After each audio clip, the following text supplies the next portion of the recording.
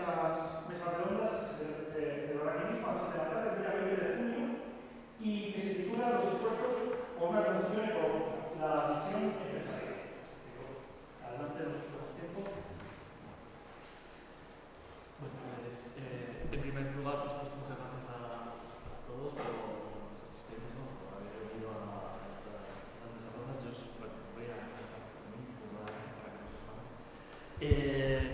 Bueno, yo soy Germán Gamero. Voy a moderar un poco esta mesa redonda de hoy, a la cual nos acompañan dos especialistas que, bueno, que estamos muy agradecidos, ¿no?, a los dos por haber querido participar en esta iniciativa. En primer lugar, María Dolores Capelo, que es Bernal, que es profesora en la Universidad de Cádiz. Ella es especialista en Historia de la Contabilidad, lleva muchísimos años trabajando en diferentes temas, ¿no?, y ha recibido, bueno, no les voy a aburrir con su currículum, pero ha recibido diferentes premios y menciones, ¿no?, tanto a nivel nacional como internacional, precisamente por su trabajo en historia de la contabilidad y precisamente sobre historia también, ¿no?, de las pandemias y de la gestión contable. Y luego, por otro lado, tenemos también al profesor Carlos Larrinaga, que es profesor de aquí, es catedrático de la Universidad de Burgos, especialista en concreto en contabilidad social y medioambiental, pero también ha dedicado muchos esfuerzos y también muy reconocidos nacional e internacionalmente en historia de la contabilidad. Nos van a ofrecer bueno, yo mismo soy Germán Gamero, pretendiente a estudiante de Historia de la Contabilidad, y ellos nos van a mostrar desde perspectivas muy diferentes, ¿no?, esta evolución del proceso contable. Por un lado, María Dolores Capelo ha trabajado sobre todo, especialmente siglo XVIII y XIX, ¿no?, el tema que nos afecta hoy. El profesor Larrinaga se ha dedicado sobre todo al siglo XVI, siglo XV, inicios del Estado moderno. Entonces, nos van a ofrecer, en estas crisis recurrentes, ¿no?, de las pandemias y en general, ¿no?, del control de la población por parte de la contabilidad, pues nos van a ofrecer dos perspectivas muy distintas. Entonces, si les parece, bueno, pues comenzamos un poco, ¿no?, con la primera pregunta que yo creo, ¿no?, que quizás podríamos lanzar un poco al debate, y es si podemos hablar realmente de una contabilidad de personas, porque claro, cuando hablamos normalmente de contabilidad, pues todos pensamos en una contabilidad, pues, de las empresas, ¿no?, quizás. Entonces, si es posible hablar de una contabilidad de personas en general, ¿no?, y si es posible hablar de una contabilidad de personas en momentos específicos, en concretos, en momentos de crisis, ¿no?, por ejemplo, de crisis sanitaria, como las que hemos vivido o las que se han vivido en el pasado, ¿no?, o otros tipos también de crisis, ¿no? Entonces... Ok. Buenas. Bueno, en primer lugar, yo quiero agradecer la invitación a la Universidad de Burgos, al Grupo Ergo, a vosotros, el cariño con el que me recibí, y al público que asiste. Bueno, es verdad que llevo muchos años, me gustaría llevar menos, llevo muchos años dedicándome a esto y disfrutándolo, pero también es verdad que soy una aprendiz de la contabilidad de pandemias.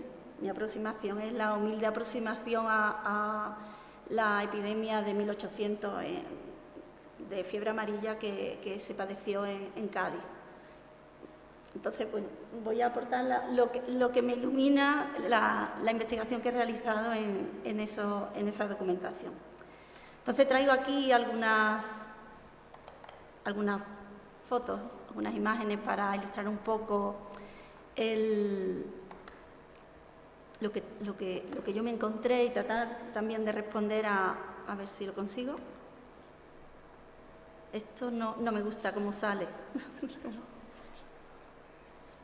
Sí, pero las notas... Ah, vale, ok. Vale. Entonces,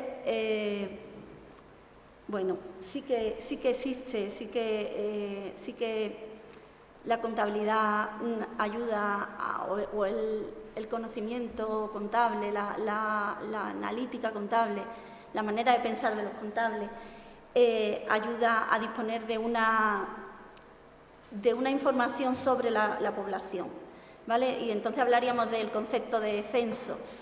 del censo como instrumento que informa de la cantidad de personas que existen, de la edad que tienen, del sexo de esas personas, de la actividad profesional de esas personas, y este fue un instrumento que durante la Ilustración pues tuvo una función fundamental porque la población para los ilustrados era un capital esencial, un capital que querían mejorar, que querían que aumentara su productividad, y para ello necesitaban que las personas estuvieran formadas para ser más productivas, que las personas estuvieran sanas.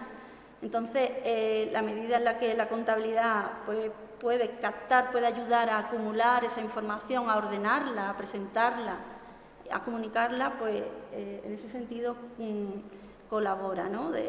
Colabora con los censos. Nosotros, la imagen que aparece ahí no es ya de un censo, sino es como una evolución de un censo, podríamos decir.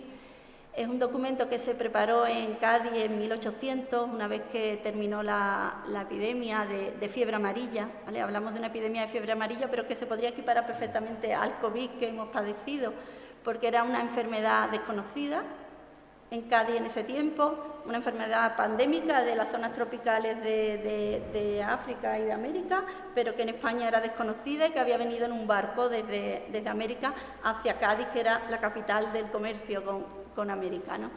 Entonces, esa enfermedad que era desconocida, que al principio parecía inofensiva, pero que terminó matando a miles de personas en la ciudad de Cádiz, pues desbordó al gobierno municipal y empezaron a necesitar información para conocer diariamente la cantidad de fallecidos.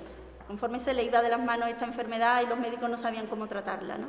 Entonces empezaron a tener que informar diariamente a las autoridades superiores de la cantidad de fallecidos, pero conforme la epidemia se fue volviendo más peligrosa y teniendo un alcance cada vez mayor, que llegó a Sevilla, llegó a Valencia, llegó a otras poblaciones importantes, la gente huía de la ciudad, por supuesto, pues después lo veremos, se fueron solicitando más tipos de información, y el final fue este documento que tenéis ahí presentado, donde os he querido enmarcar la parte que se parece a un censo. Es decir, sería como lo primero, el documento inicial del que ellos podían haber partido, porque esta información ya existía. Los párrocos ya venían registrando las defunciones. Entonces los párrocos podían informar de qué personas habían fallecido y si se les preguntaba pues qué edad tenían esas personas y qué es eso, ¿no? Entonces, en ese recuadro aparecen identificados para cada una de las parroquias de la ciudad y para las distintas franjas de edades. Os hablo de 0 a 10 años, de 11 a 20 años, etcétera. Eso es lo que está marcado ahí, que creo que no se ve. Pero es para las distintas columnas, representan franjas de edades, y esas columnas a su vez se dividen en hombres y mujeres. Y entonces, en este listado lo que presentaban era la cantidad de hombres y mujeres fallecidos en cada una de esas franjas de edades, en cada una de esas parroquias. Información que perfectamente podían recopilar los párrocos en cualquier momento de la epidemia o anterior, porque ya existía ese procedimiento. De hecho, los párrocos estaban obligados desde el Concilio de Trento a estar registrando, a tener sus libros parroquiales. Entonces, esos registros ya existían. ¿Qué pasó? Esto es un ejemplo, ¿no?, de esos registros parroquiales donde aparece una síntesis de las personas fallecidas cada día del mes, pues, y qué edad tienen esas personas que han fallecido, ¿vale? Es un registro de una de las parroquias. Pero esa información, que originalmente era una información demográfica, podríamos decir, y que equiparable a un censo, a cómo se concibe un censo, no fue suficiente para gestionar la pandemia. Entonces, en este documento que se elaboró, como os digo, al final de la pandemia, se incorporó un segundo estado donde la información ya estaba más enfocada a la enfermedad, al impacto de la enfermedad, en el sentido de qué cantidad de enfermos en total se había tenido en este caso era en cada barrio, qué cantidad de enfermos, cuántas personas de esas enfermas habían sanado, cuántas habían fallecido y al final cuántas de ese total de enfermos, cuántos enfermos quedaban existentes en ese momento en el que se daba ya la epidemia por casi concluida. ¿De acuerdo? Entonces, son dos tipos de informaciones, una tipo censo y otra información más sanitaria. Y ese documento, pues, bueno, ahora os presento de esa manera, pues seguiremos viendo más adelante cómo llegó a forjarse, qué tipo de contabilidad, qué sistema de información se desarrolló en Cádiz para llegar a volcarlo en esa información sobre personas, pero específicamente sobre la epidemia. Yo en mi caso no he investigado sobre epidemias, entonces yo soy más de la parte de la contabilidad y de la historia, ¿no? de qué lecciones podemos aprender de la historia quizás, ¿no? Y voy a tratar de conectar un poco estas preguntas con la exposición, ¿no? La exposición temporal y dando respuesta un poco a la pregunta que plantea Germán, en el sentido de si es posible una contabilidad de las personas. Nosotros, cuando pensamos en la contabilidad, siempre pensamos en la contabilidad de los negocios, en la contabilidad del dinero, las finanzas, y realmente lo que nos encontramos cuando miramos un poco el siglo XV, el siglo XVI, es que la contabilidad de los negocios es casi, podría decir de manera un poco provocativa, anecdótica, ¿no? Lo que encontramos es que la contabilidad está asociada a, y un poco esa es la tesis, ¿no? En la que estamos trabajando, es que la evolución de la contabilidad en el siglo XV y en el siglo XVI está asociada a algo que conecta muy bien con el siglo XVIII, que es la emergencia, el desarrollo del Estado moderno. Está vinculada y tenemos elementos expositivos aquí, por ejemplo, censos, ¿no? Tenemos el censo de pecheros, está en la exposición. En cada pueblo, claro, no es un censo tan desarrollado como el que podemos ver en el siglo XVIII, en el que se diferencian, hay niños, ¿no? En el censo de pecheros no hay niños, solamente hay personas que tienen la obligación de aportar recursos, ¿no? Ya sea dinero, ya sea personas también para las guerras, etcétera, ¿no? Entonces son pues contabilidades que están asociadas, son contabilidades de las personas que están asociadas al enriquecimiento, a la fortaleza del Estado premoderno, no es el Estado moderno todavía. Entonces está en germen esa idea, ¿no? Y quizás no hay mejor sitio para pensar en el germen del Estado premoderno probablemente que Castilla, ¿no? Porque Castilla en ese momento pues es la mayor, una de las mayores potencias del mundo, la mayor potencia europea, desde luego.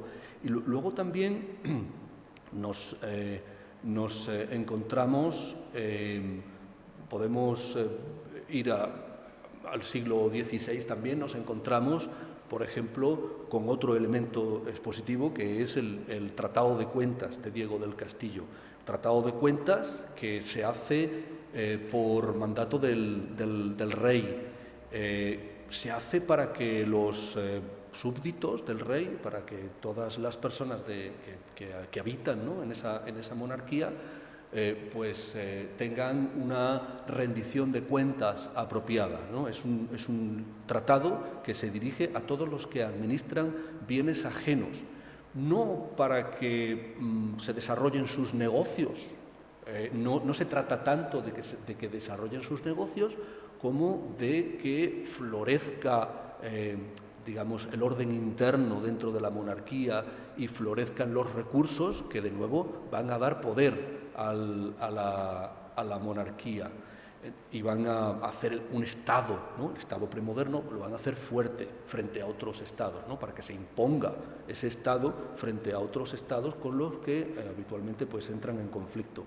Eso es si pensamos en el siglo XVI, en el siglo XVIII, pues ya Mariló pues lo lo ha explicado, pero hoy en día también nos encontramos, claro, ya estamos en el estado, no sé si podríamos llamarle posmoderno, ¿no? En el estado posmoderno pues tenemos todos los sustratos que se han ido acumulando del estado moderno y nos encontramos pues con muchas formas de contabilidad, ¿no? Podríamos llamarle, ¿no? De cuantificación que nos afectan y bueno, supongo que sobre eso podemos hablar más más tarde quizás, ¿no? Pero a mí se me ocurren pues yo qué sé, el número de followers, ¿no? En las redes sociales o ¿cómo se llama? Los algoritmos o las diferentes categorizaciones que se hacen, ¿no? Y que determinan también un poco la identidad de las personas. No hablemos ya en el ámbito académico de los H-index y de todas esas cosas, ¿no? Entonces, que son formas de cuantificación. Entonces, mi respuesta a esa pregunta es que sí hay una contabilidad de las personas que podemos ver cómo empieza a surgir en el siglo XV, en el siglo XVI, en el siglo XVIII, y es que hoy está presente en todos los ámbitos que luego podemos comentar quizás, y también en las epidemias, ¿no? Con todos los factores R y cómo se determinan los factores R, etcétera. No sé si quizás a lo mejor luego podemos poner algún ejemplo más. Yo precisamente en torno a esa pregunta, o conectando un poco con lo que comentaba Carlos, el profesor Larrinaga, quería proponeros, ¿no? una cuestión que a lo mejor es un poco retórica y no sé si tiene tampoco una respuesta fácil, ¿no? Es un poco como, ¿qué fue antes, el huevo o la gallina, ¿no? Entonces seguro pues que se puede decir una cosa, o sea, depende de cómo lo enfoquemos. Es precisamente todo este desarrollo que estáis comentando vosotros, ¿no? En relación al control contable en el estado premoderno y luego en el estado moderno, lo que ayuda al desarrollo contable de la pandemia, ¿no? a administrar la pandemia desde el punto de vista contable, o es un poco más bien al revés, ¿no? Llega, por ejemplo, la pandemia de fiebre amarilla a Cádiz, ¿no? Y la contabilidad tiene que cambiar, tiene que responder, ¿no? Y surge algo nuevo a partir de la contabilidad, o sea, a partir, perdón, de la pandemia en la contabilidad, o por ejemplo, también, ¿no? En el siglo XVI, pues las sucesivas epidemias de peste o las guerras, etcétera, etcétera, ¿no? Son más bien influjos externos los que influyen en la contabilidad o es precisamente esa contabilidad la que modifica o sea, es capaz de gobernar esos momentos, ¿no? de crisis puntuales, digámoslo así. Sí, las dos cosas, ¿no? Claro, es un poco... Bueno, no se ve, ¿vale? Pero volvemos al documento que os estaba mostrando, a la parte sanitaria de ese documento, donde se presentaban los enfermos, los sanados, los fallecidos en cada uno de los barrios y demás espacios determinados, establecidos dentro de lo que es Cádiz, la ciudad de Cádiz. Y en esas columnas que se establecen, pues ya hay una mentalidad contable que invade, que impregna la gestión de este problema sanitario, ¿no? Se habla de enfermos, de sanados, de fallecidos y de existentes. Y ese existente es la diferencia entre enfermos, menos sanados, menos fallecidos, pues lo que queda, ¿no? Es el concepto de gestión de una existencia de almacén, ¿no? Si los que conocemos contabilidad primaria, ¿no? De contabilidad, es el concepto de existencia, ¿no? Y ellos lo están aplicando ahí. ¿Qué quedan? ¿Qué personas quedan? Y es lo que quieren informar, de lo que quieren informar. De las que enfermaron, ¿cuántas quedan? Pero al dar esa información, también están diciendo qué eficientes hemos sido, porque luego lo van a analizar y van a comparar esa relación entre enfermos y fallecidos, qué ratio da en los barrios y qué ratio da en otros lugares de la ciudad, como los hospitales. Es decir, hay ahí una mentalidad analítica, contable, que está valorando, está cuantificando y está analizando y está incorporando esos datos a un discurso. para llevárselo a su terreno y para al final usar esa información de una determinada manera, ¿no? Entonces, la contabilidad está impregnando ese problema sanitario.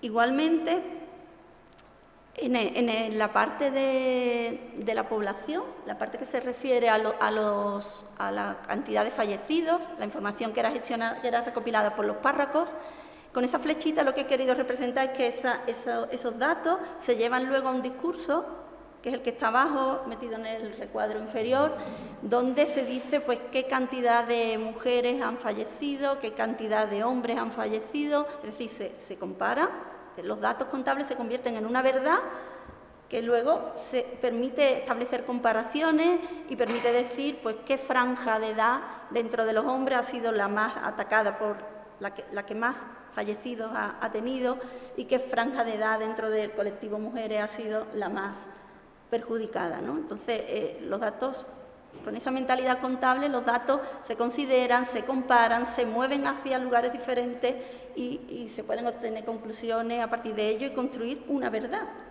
que luego es comunicada al pueblo, a las autoridades y al pueblo. ¿Vale? Entonces, ese concepto de verdad es muy importante, ¿no? Porque los contables, lo que está escrito está, y lo que no está escrito, pues, como si no hubiera ocurrido. Sí, es verdad también que, como os decía, que la epidemia obviamente no se quedó circunscrita a Cádiz, sino que llegó a otros lugares, a ciudades importantes como Sevilla, y como hubo una normativa que pidió que se publicara un estado de estas características, un informe de estas características sobre el impacto de la enfermedad, de la epidemia en la población, pues en Sevilla también se publicó un estado. Claro, no existía un formato, no había un formato preestablecido para este documento y Sevilla hizo un documento diferente, un documento con otra estructura, y lo acompañó no de un discurso inserto en el mismo documento, como hemos visto en Cádiz, sino en un discurso paralelo, editado de forma paralela.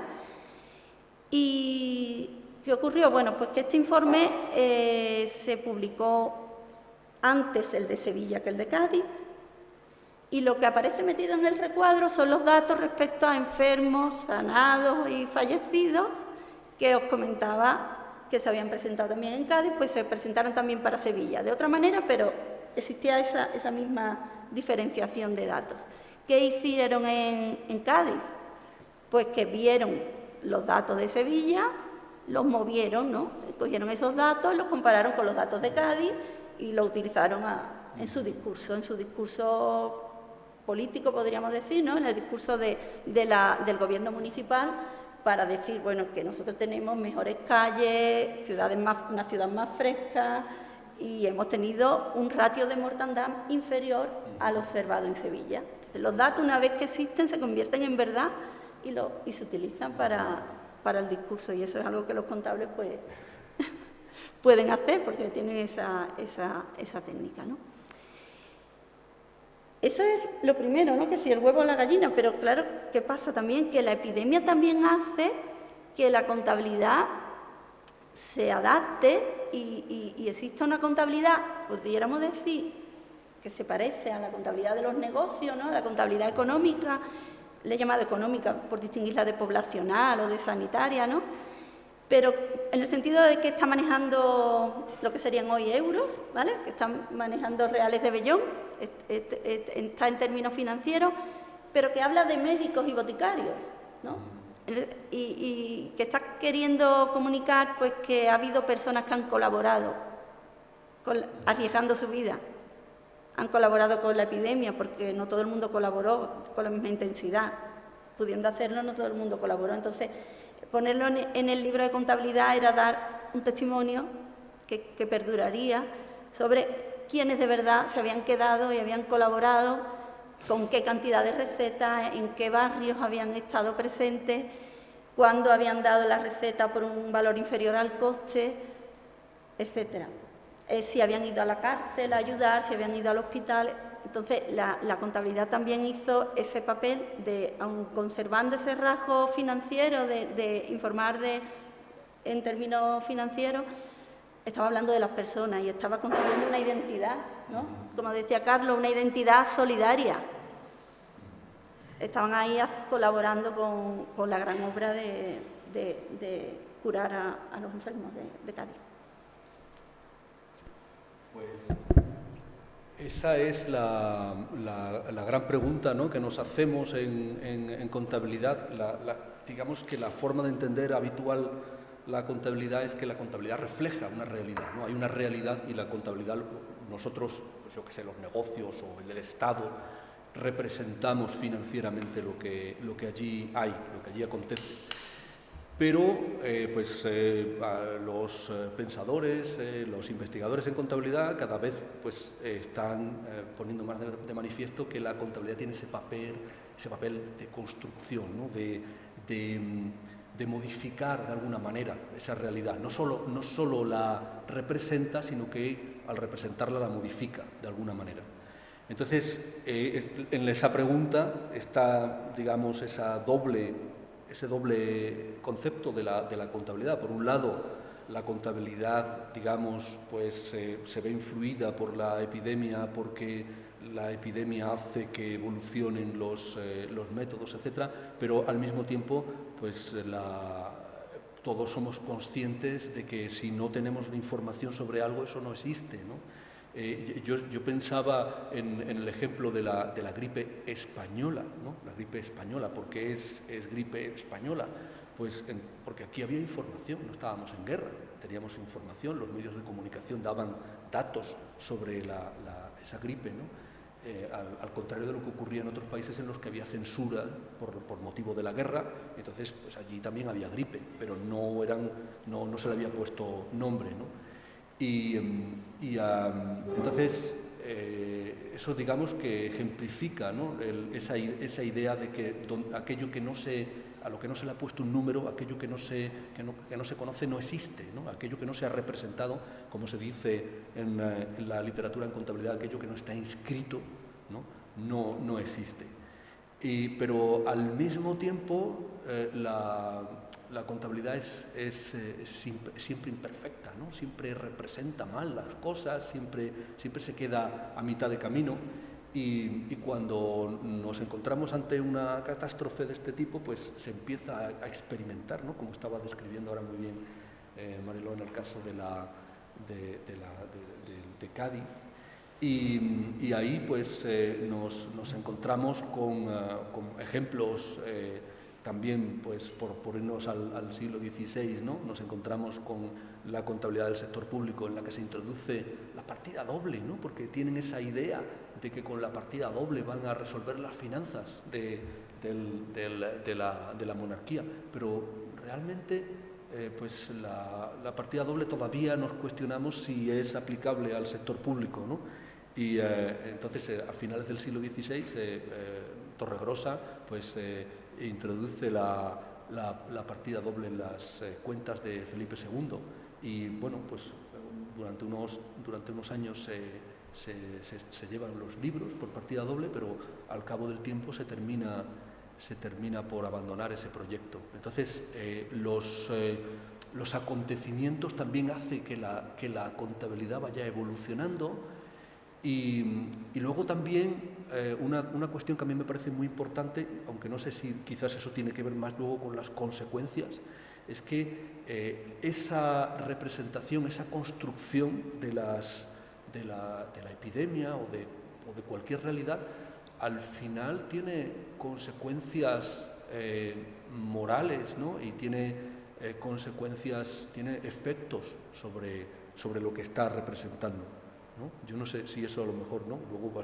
no sé si quieres que hablemos luego de las consecuencias. Entonces, yo no me resisto a hablar aquí de la falacia McNamara. McNamara era el secretario de Defensa de Estados Unidos con Kennedy y con Johnson. Y entonces fue, digamos, la persona que dirigió la estrategia de Estados Unidos en la guerra de Vietnam. Y entonces, pues esta persona era un científico, era alguien, no sé si era ingeniero, era alguien que tomaba decisiones con datos, ¿no? Y los datos que manejaban en aquel momento en el Departamento de Defensa eran las bajas. Entonces eran las bajas estadounidenses y las bajas vietnamitas. Entonces ese era un indicador básico. Entonces nosotros en contabilidad hablamos de indicadores. Era el indicador básico que se utilizaba para tomar decisiones. Por un lado las bajas estadounidenses, por otro lado las bajas vietnamitas. ¿Qué ocurría? Que los vietnamitas tenían muchísimas más bajas. Y entonces, ¿cuál era la conclusión a la que llegaban? Que la guerra iba bien, porque había muchas más bajas vietnamitas. Y entonces, por eso se llama la falacia McNamara, que es utilizar datos pretendidamente objetivos para tomar decisiones que al final pues llevan entonces, bueno, pues esto nos encontramos en contabilidad continuamente, ¿no? Que utilizamos información muy precisa a veces, pero que no está bien concebida y que nos lleva a modificar la realidad, ¿no? En este caso la guerra. La guerra, estás tratando de representar la guerra, pero lo que estás haciendo con esa información parcial pretendidamente objetiva es pues, ocasionar más conflicto, ¿no? Es meterte más en la guerra, ¿no? Que fue lo que le ocurrió a Estados Unidos.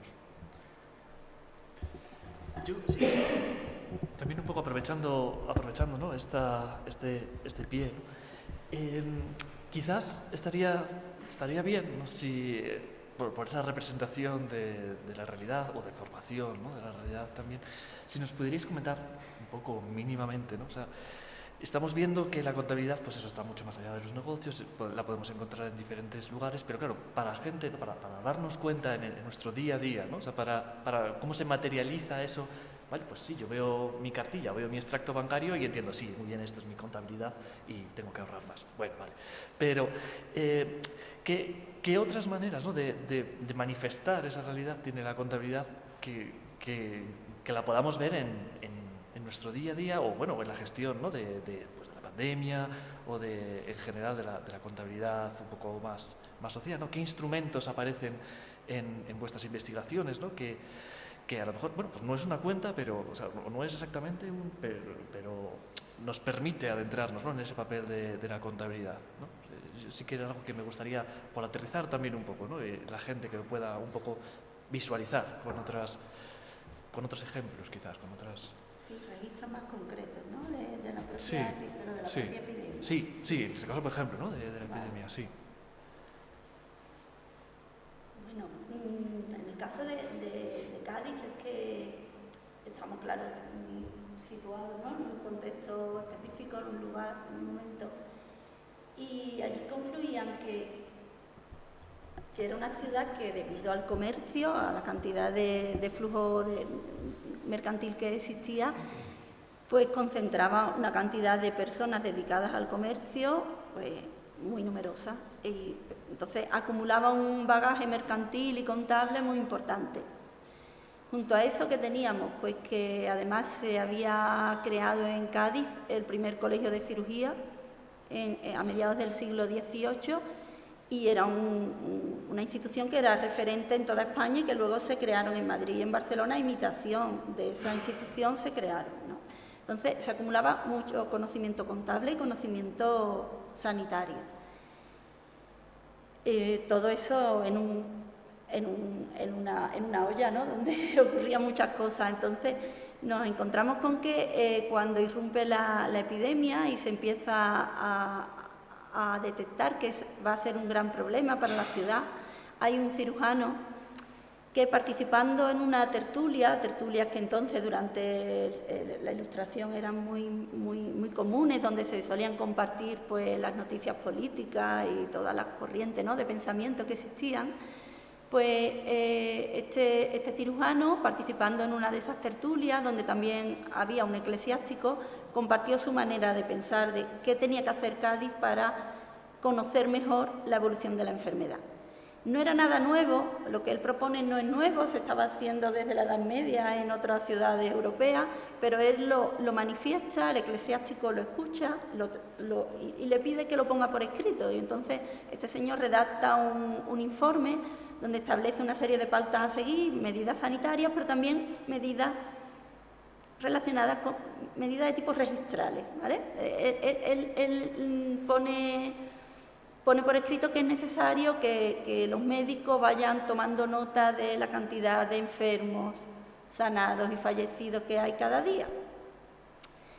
Esa información llega, como he dicho, hasta el gobierno municipal y bueno, simplemente tengo ahí subrayado cómo él dice que además de formarse ese equipo de médicos que debería registrar la información y compartirla con las autoridades municipales, que cuando se vea que la información va cesando, pues que se le haga presente al público esa información, que se comparta con la sociedad gaditana qué ha ocurrido y dónde estamos, que se vaya mostrando ya que estamos saliendo de ese problema. Y es que en Cádiz existía esa cultura de publicar datos contables, de dar a conocer, y bueno, en la parte que conozco, no por parte de empresas, porque las empresas solían ser sociedades colectivas y entonces los socios estaban dentro de las reuniones en las que se presentaban las cuentas, no eran grandes sociedades que hubiera que publicar las cuentas para que un pequeño accionista conociera lo que había pasado, ese concepto no existía,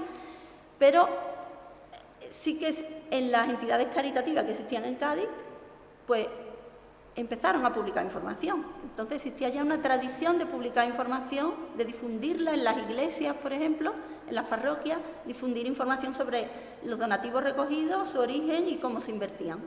Entonces esa cultura existía ya en la ciudad y ellos la viven y la sienten así, ¿no? Necesitan comunicar. Entonces, esa necesidad está ya desde el principio de la epidemia, que fue a finales de agosto de 1800, pero tarda en ponerse en marcha. La epidemia asusta, la gente está huyendo y tardan en conseguir personas que se ocupen de recopilar esa información. Finalmente, pues casi un mes después, se pone en marcha el sistema de recogida y se establecen unas papeletas para la recogida de datos diarios en cada uno de los barrios de la ciudad. Existían 17 barrios y en esas papeletas pues son papeletas estándar donde se establece el nombre del barrio y la fecha en la que se está recogiendo y la cantidad de enfermos, sanados y muertos en ese día. Esas papeletas luego se recopilaban, la información se pasaba a unas papeletas semanales y sirvieron para luego elaborar ese estado que os puse al principio, que os presenté al principio, era la acumulación de toda esta información. Además, bueno, como os decía, esas estadísticas semanales se integraron en el estado final que se divulgó a la población, pero también eso se hacía para los barrios. Por otra parte, los hospitales también prepararon sus estadísticas, pero más de tipo agregado, ¿no? Esa palabra que usamos los contables, de tipo acumulado para todo el periodo, que son las que tenéis a vuestra derecha. Y también encontramos un estado de ese tipo para el hospicio, una entidad benéfica pública, donde también se presentó esa información acumulada para las distintas clases de personas, podríamos decir, que existían en esa institución, ¿no? Niños, niñas, ancianos, ancianas, qué cantidad de enfermos, fallecidos, sanados había en cada uno de ellos. Y tenemos también evidencia de cómo lo hicieron los párrocos. Los párrocos tenían que informar de las defunciones, pero de una manera diferente a cómo manejaban ellos, a lo que podíamos pensar que era simplemente cantidad de difuntos, ¿no? Es que te necesitaban decir si eran varones, si eran hembras, en los términos utilizados en esa época, y de qué edad, en qué franja de edad estaban ubicados esos difuntos. Entonces este es un resumen, bueno, en este caso la foto que presentamos no es de los párrocos, es de un hospital, pero lo tendrían que elaborar de la misma manera. Para parroquias y para hospitales, para comunidades religiosas, se tuvo que elaborar esa síntesis de difuntos por sexos y por edades, ¿vale? Esos son los instrumentos en síntesis que hemos encontrado para la epidemia de fiebre amarilla. Yo creo que lo que estabas contando ilustra muy bien, ¿no? esa idea de que hay mucho mundo más allá de la partida doble, ¿no? Aquí en la exposición tenemos un par de ejemplares fantásticos de, creo que era Familia García de Salamanca, el manual y el libro de caixa, el manual y el diario y el mayor.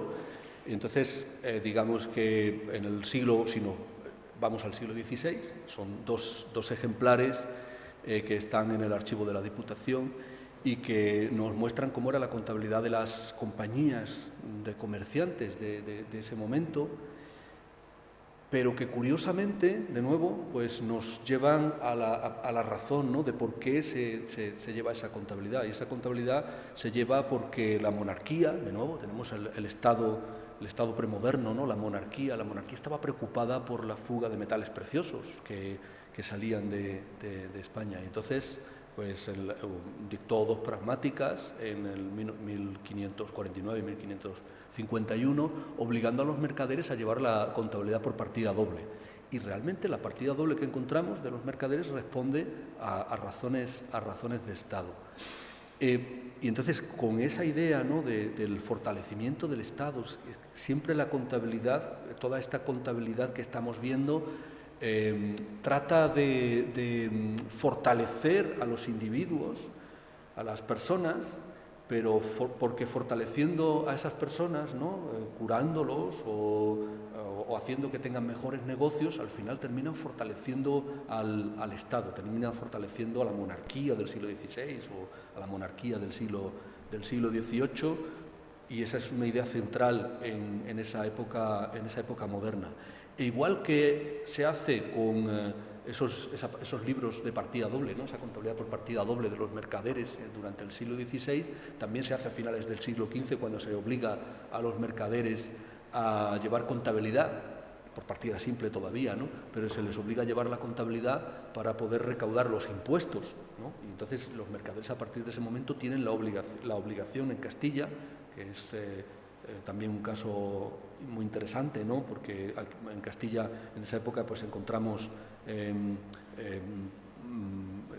una historia, ¿no?, de la contabilidad muy interesante, eventos como estas regulaciones de la contabilidad que son muy interesantes. Pero también encontramos otras prácticas que en principio uno podría considerar que son más lejanas de la contabilidad, porque ya no son libros de contabilidad por partida doble ni partida simple, como por ejemplo los juicios de residencia o las visitas, que son realmente tomas de cuenta. Hay individuos que tienen que rendir cuentas ante otros individuos de la gestión que han llevado, pues, en un virreinato o en una universidad, y que de nuevo permiten evaluar la gestión que se ha llevado en ese ámbito. Y pensemos que en el siglo XVI, cuando tenemos el virreinato, tenemos Nueva España, por ejemplo, pues controlar lo que ocurría en Nueva España era muy complicado, porque no teníamos ni correo electrónico, ¿verdad?, y el correo normal pues tardaba meses en llegar de un sitio a otro. Entonces eran mecanismos de gestión que se ponían en marcha para posibilitar el imperio. Entonces, la contabilidad pues se expande en muchos terrenos que inicialmente no habíamos pensado que estuviese, ¿no?, muchos territorios que inicialmente no pensábamos que estuviese. Y en la actualidad, aparte de la cartilla de Germán, pues también encontramos la contabilidad en muchos ámbitos, ¿no? En la exposición también tenemos la cuestión de los planes de descarbonización de las empresas, ¿no? Y cuando una empresa, de acuerdo con las recomendaciones internacionales, decide pues ser neutral en carbono para 2030 o para 2050, pues claro, inmediatamente hay que detenerse a contabilizar o a especificar qué significa ser neutral en carbono. Hay que especificar pues nosotros en contabilidad decimos cuál es el perímetro de consolidación, ¿no?, hasta dónde llegamos midiendo las emisiones de CO2. Y entonces ahí pues hay alcance 1, alcance 2, alcance 3, hay normas internacionales que nos dicen cómo hacerlo. Entonces eso es contabilidad. Pues se utilizan tecnologías que se parecen mucho a la contabilidad, no sabemos si. Y luego ya en el terreno personal también tenemos la huella de carbono, ¿no? Cuando viajamos en avión, pues queremos o no queremos saber cuál es la huella de carbono, cómo nos afecta eso personalmente. Y hay muchos otros ejemplos también que podríamos, antes hablábamos, ¿no?, de estos factores, estos indicadores que se utilizaban, ¿no?, con la pandemia, como por ejemplo el factor R, ¿no?, y cómo se calculaba el factor R, y otros. Yo también, pues, pensando un poco en esa pregunta, me estaba anotando aquí TripAdvisor, ¿no?, cuando ponemos las puntuaciones a los hoteles y a los restaurantes, etcétera. Entonces, todas estas cosas que al final son mecanismos de cuantificación que representan una realidad, pero que al mismo tiempo que representan esa realidad están induciendo a tomar decisiones y actuar de una determinada manera. Entonces, si vemos en TripAdvisor una estrella, ¿no?, estrellas son estrellas, ¿no?, o puntos, un punto, pues entonces probablemente no vayamos, ¿no?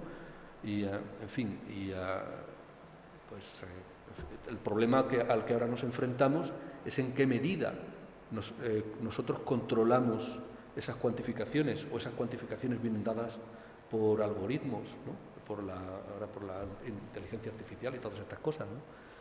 No sé, pues es un poco esa idea, ¿no?, de que la contabilidad, pues, se refleja, pero también construye, ¿no? Y entonces ahora, pues, no sé cuáles serán las implicaciones, ¿no?, en el futuro.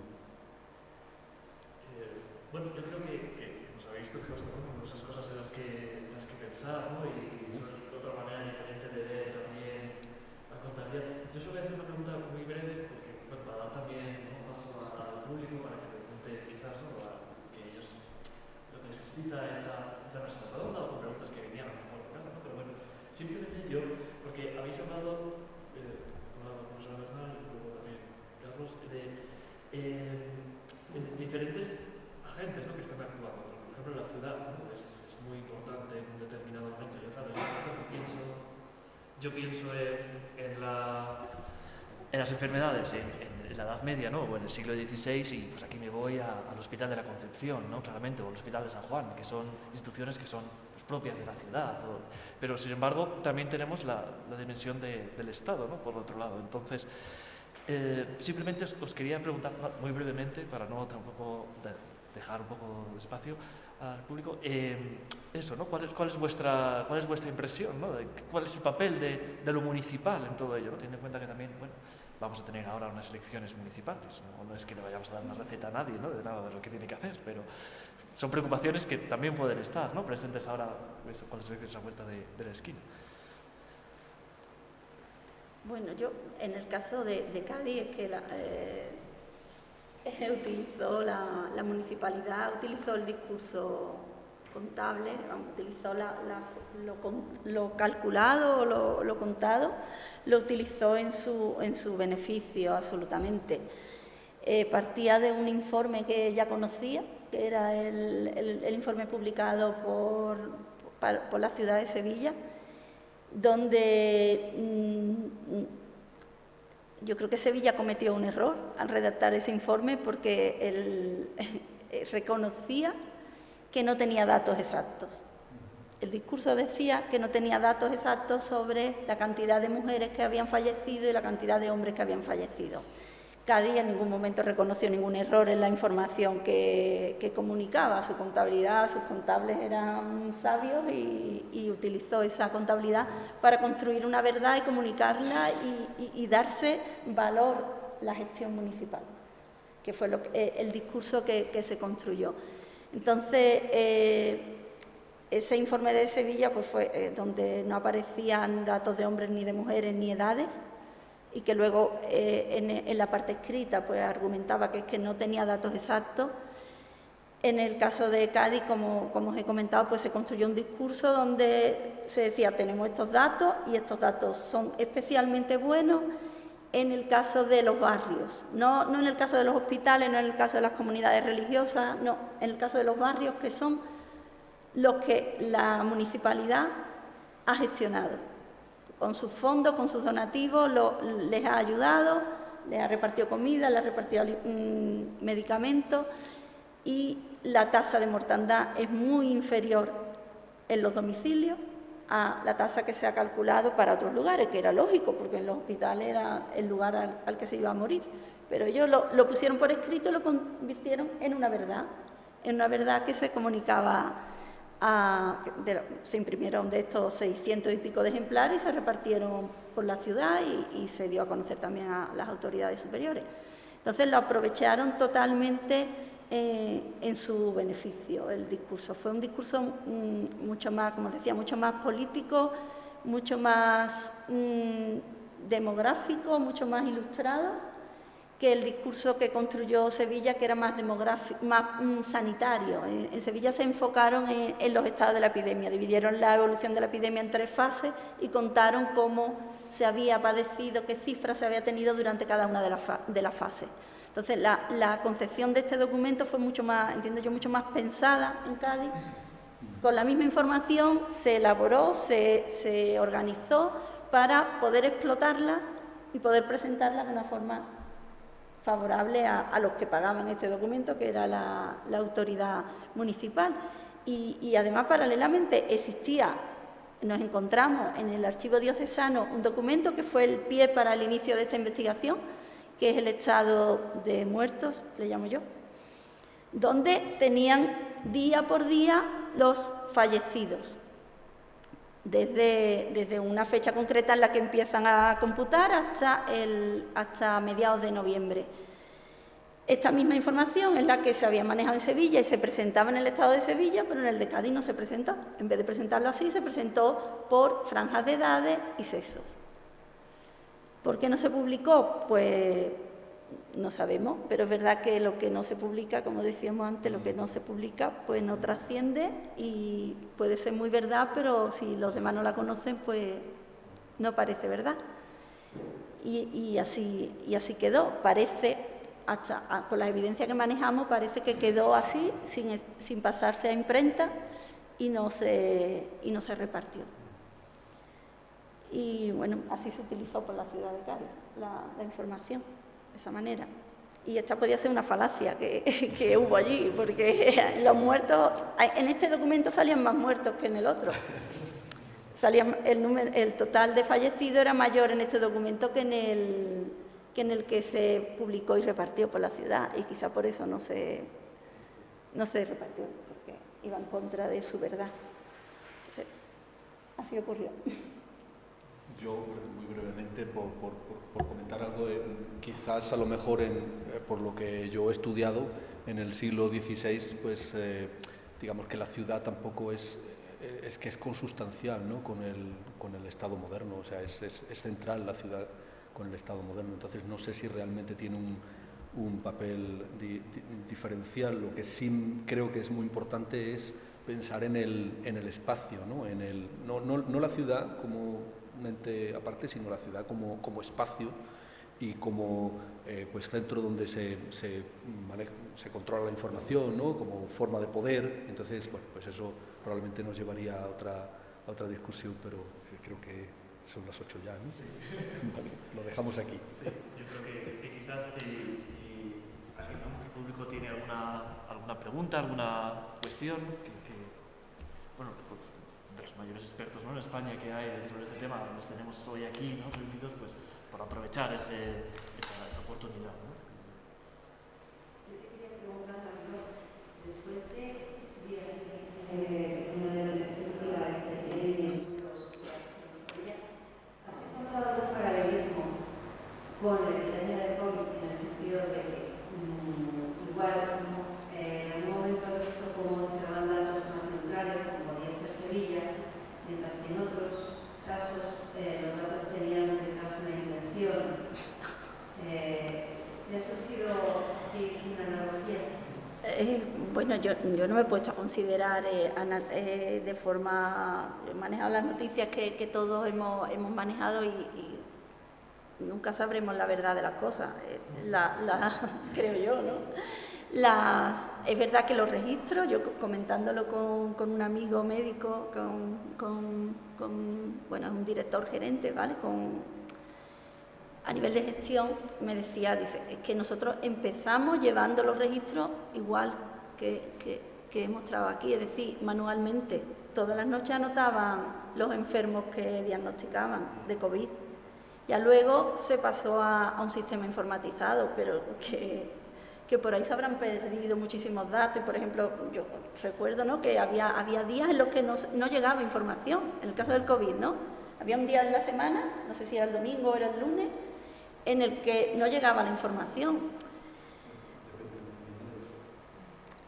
También algo que ocurrió en Cádiz, yo no quiero señalar ningún colectivo, pero hubo colectivos que no colaboraron demasiado. Hubo mucha gente que huyó. Ese es un problema que también se ha presentado en nuestra epidemia, ¿no? Que la gente no hacía lo que tenía que hacer, ¿no? Que no respetábamos las normas y que el ser humano... hacerse el tesio. El ser humano es el ser humano. Y lo que decía Carlos, la contabilidad, podéis salir de aquí pensando, ¿nos ha hablado de contabilidad? Yo me lo he planteado. Bueno, todo este trabajo no lo he hecho sola, ¿vale? ¿Verdad? Es un trabajo en coautoría con mi colega Pedro Araujo, de la facultad de allí de Cádiz. Y se me ha ido por donde iba. ¿Qué estaba diciendo? Sí, la contabilidad, nos lo hemos planteado los dos. La contabilidad, nos dirán que esto no es contabilidad, pero contabilidad es cuantificar, valorar la actividad humana. Aquí estábamos valorando cosas que le estaban ocurriendo a los seres humanos. Estaban muriendo, estaba perdiéndose el capital humano de ese estado. El capital en Sevilla, una cosa que sí me gusta a mí del estado de Sevilla, me gusta, pero con la perspectiva de que es el discurso de aquella época, ¿no? Ellos están diciendo la parte consumidora de la población, esas éramos las mujeres, ¿vale? La parte consumidora de la población ha resultado menos afectada que la parte productiva. La contabilidad le estaba poniendo nombre a las cosas, es decir, estaba categorizando, estaba transmitiendo, construyendo un mensaje, ese mensaje cala en la población, y eso mismo no nos damos cuenta ahora porque no tenemos una ventana del tiempo para verlo, pero cuando se mire el COVID con una distancia suficiente veremos que nos habrán etiquetado, y habrá ciudades como Madrid, a lo mejor, a las que se le ha prestado muchísima más atención al volumen de enfermos, de fallecidos, que a los pueblos, ¿no?, que a las ciudades más periféricas. Algún criterio que categoriza y que al final cala en la población y consolida la dominación habrá estado ahí. No somos conscientes ahora, pero seguro que ha ocurrido.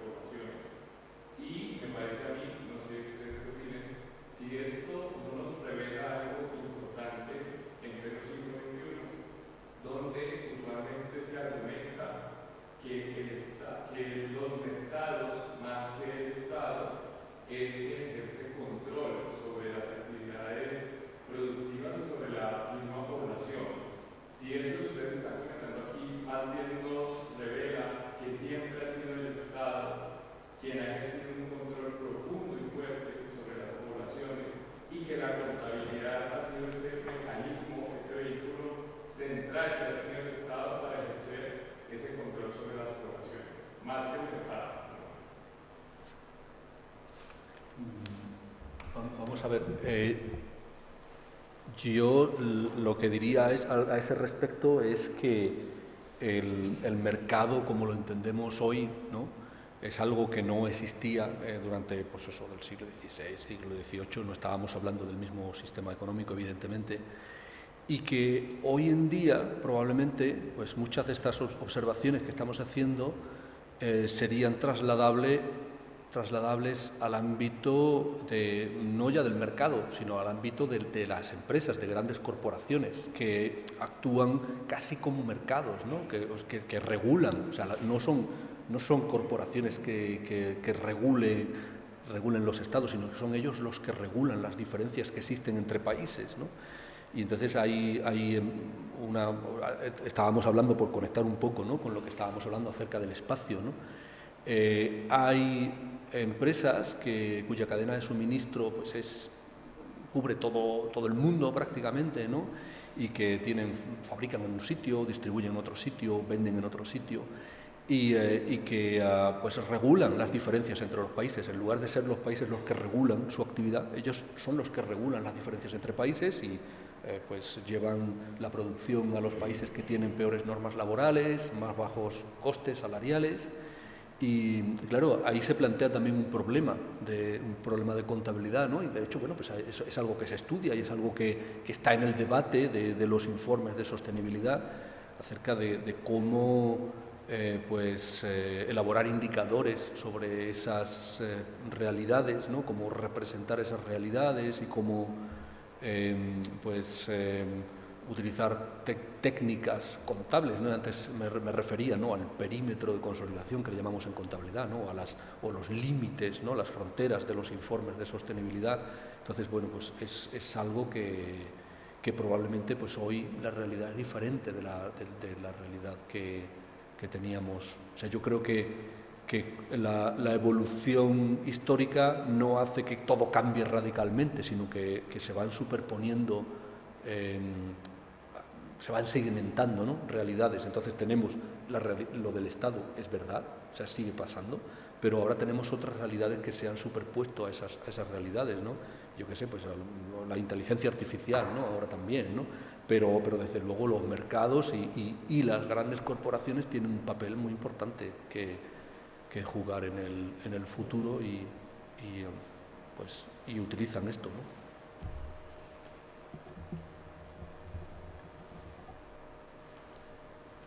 Bueno, pues no sé si hay alguna otra cuestión. Estamos ahí justos en el límite. Nos suenan las alarmas del museo, entonces si alguien quisiera una pregunta así muy rápida.